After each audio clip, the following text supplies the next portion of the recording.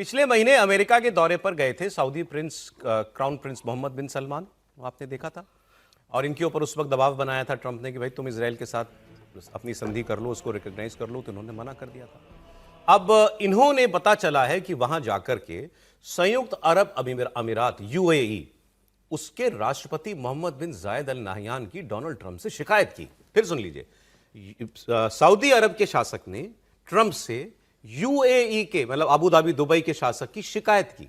ये शिकायत उस वक्त उस बात को लेकर के थी कि यूएई सूडान, जो एक बहुत ही मतलब बुरे हाल में चल रहा, सिविल वॉर में चल रहा अफ्रीकी देश है, वहां एक पक्ष को हथियारों की सप्लाई कर रहा है। ये सऊदी अरब ने कहा कि यूएई सूडान की लड़ाई में एक पक्ष को हथियार देता है और उस लड़ाई में, उस सिविल वॉर में वहां हजारों लोगों की हत्याएं हो चुकी हैं, जानें जा चुकी हैं।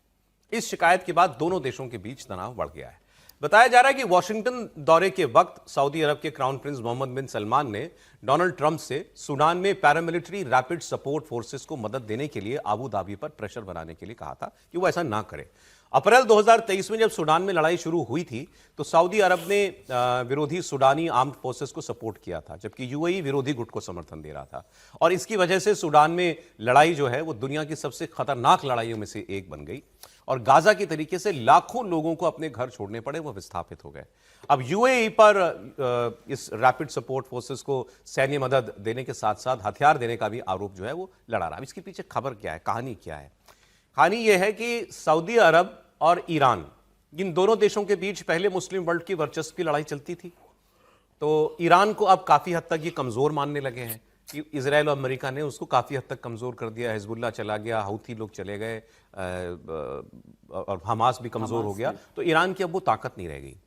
अब उसके न्यूक्लियर प्रोग्राम पर भी काफी बमबारी कर दी है, तो वो भी शायद उसका न्यूक्लियर प्रोग्राम भी ये मानते हैं कि अब बहुत पीछे चला गया, कई साल पीछे चला गया। तो अब वो ये जो वर्चस्व की लड़ाई है ये दोबारा से शुरू हो गई है एक नए पार्टनर के साथ, मतलब नए कैरेक्टर के साथ, वो है यूएई।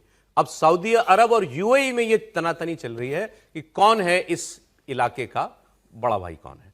ये लड़ाई अब उनके बीच में चल रही है। हालांकि एक तीसरा भी बैठा है, वो है टर्की, लेकिन इन दोनों देशों के बीच में, क्योंकि ये शुद्ध अरब मुल्क है, टर्की उस किस्म से अरब मुल्क नहीं है, ये अरब मुल्क हैं दोनों। अरब मुल्कों में अब वर्चस्व की लड़ाई यूएई और सऊदी अरब में चल रही है। सर देखिए, वर्चस्व की लड़ाई चाहे जो भी हो, लेकिन जो कहते हैं कि मक्का और मदीना, ये जो दो प्रमुख, सऊदी अरब को क्यों नेतृत्व इस्लामिक वर्ल्ड का नेता के तौर पर उभर करके आया, उसके बहुत दो कारण थे। एक तो पेट्रो डॉलर हुआ और दूसरी बात थी कि जो रिलीजियस डेस्टिनेशन थे, जैसे हमारे यहाँ अयोध्या है, काशी है, मथुरा है, वैसे ही मक्का और मदीना, ये दोनों सऊदी अरब के अंदर है।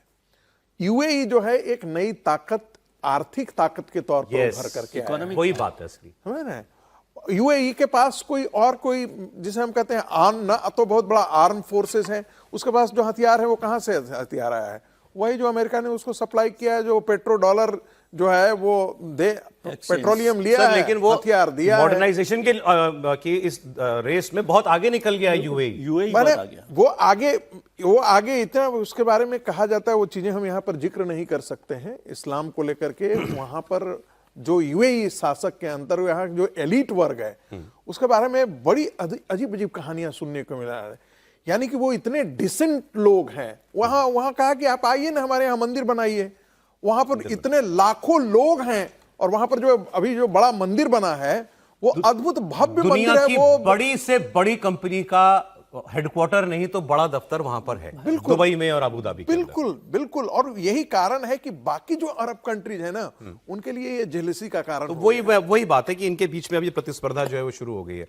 अब न्यूयॉर्क से खबर सुनिए, यहां पर अमेरिका, इजराइल और कतर के बीच एक गुप्त बैठक हुई है, रिपोर्ट कर दी गई एक विदेशी अखबार के द्वारा। इस बैठक को इसलिए अहम माना जा रहा है क्योंकि कुछ महीने पहले इजराइल ने हमास के नेताओं को मारने के लिए कतर की राजधानी दोहा में हवाई हमला कर दिया था। कतर था बहुत पक्का एलाई अमेरिका का, अमेरिका ने बड़े तेवर भी दिखाए थे और उसके बाद अमेरिका, कतर और इजराइल के बीच में दूरियों को कम करने की कोशिशें चल रही थी। उसी सिलसिले में ये कहा गया कि यहां पर एक मुलाकात हमको करनी चाहिए और व्हाइट हाउस के जो दूत हैं स्टीव विटकॉफ, उन्होंने इस बैठक की मेजबानी की है। बात यहां तक बढ़ गई थी कि आज तक कतर जो है वो कभी इजराइल से सीधे डायरेक्टली डायलॉग नहीं करता है उस हमले के बाद से, लेकिन और उसके बाद अमेरिका और कतर का एक पैक्ट भी हुआ जिसमें सिक्योरिटी गारंटीज एक बार फिर अमेरिका की तरफ से दी गई थी। तो अब वो फिर कोशिश हुई है कि कतर को एक बार फिर इजराइल के साथ दोस्ताना संबंधों में उनको लाया जाए।